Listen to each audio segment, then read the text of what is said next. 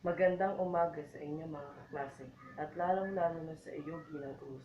At ngayon ay ipepresenta ko ang aking performance task sa Helen. Magsimula na po tayo. Ang aking tutorial na gagawin ay kung paano magluto ng sarsyadong itlog. Magsimula na po tayo.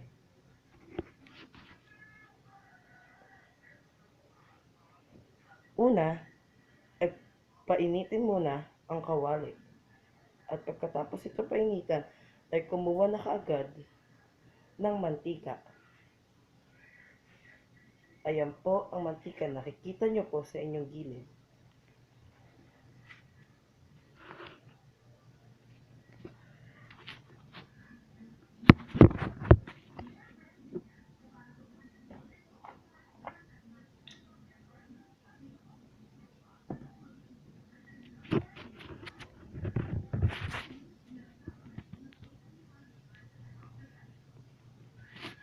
At nakikita nyo, ito ang mantika.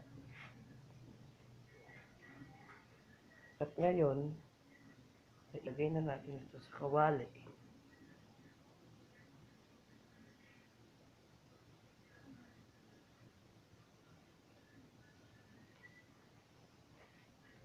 Ayan po, nakita nyo mayroon ng mantika ang kawali.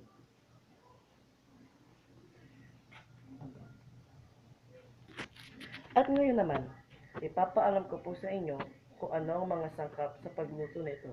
Una, syempre po, kailangan ng itlog. Pangalawa ay sibuyas. At ang pangatlo ay kamatis. Ito po ang sangkap para magluto ng sarsyadong itlog. Ipapakita ko po sa inyo. Ayan po ang mga sangkap.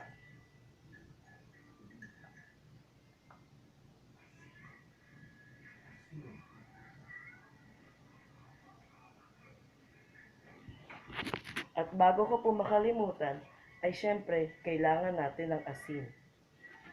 Ayan po.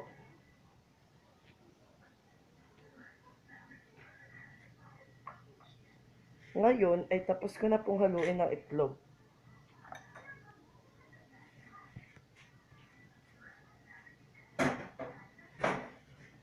Ngayon, ay magsisimula na po tayong magluto. Una, ang itlog. Ilagay po ito ng dahan-dahan sa kawali.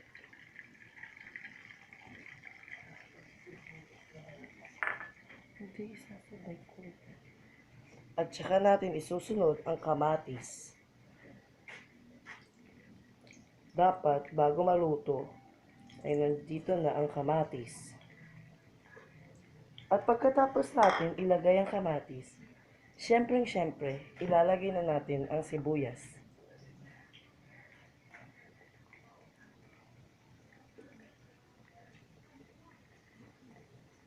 Ayan po. At lalong-lalo na sa lahat, ang asin. Kukuha na ho ako. Wait lang po. Eto po.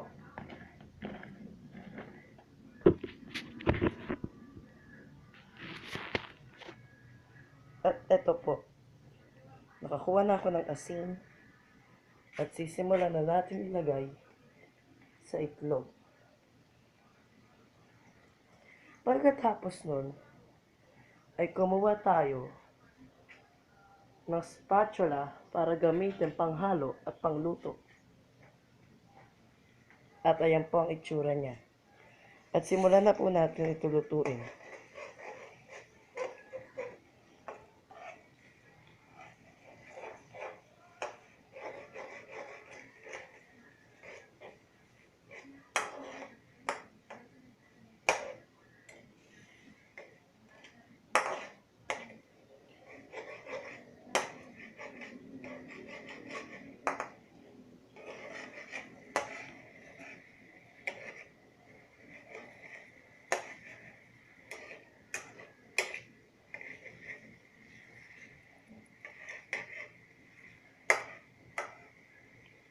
At dahil hindi nyo po nakita nung una, ay ito na po ang itsura niya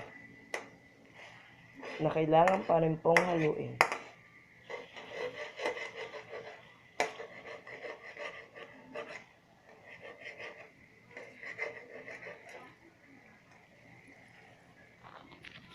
Nagbabalik po ako.